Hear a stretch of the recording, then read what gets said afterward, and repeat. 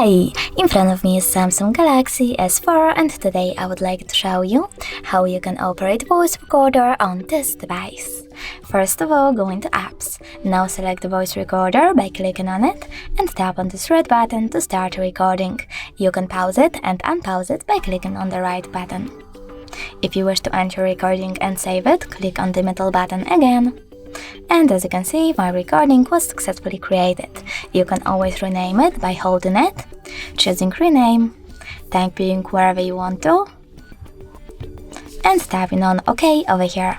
If you wish to delete your recording, you need to hold it again, but this time select delete and confirm your choice by tapping on OK. Thanks so much for watching. If you enjoyed this video, leave a like, comment and definitely subscribe. Bye!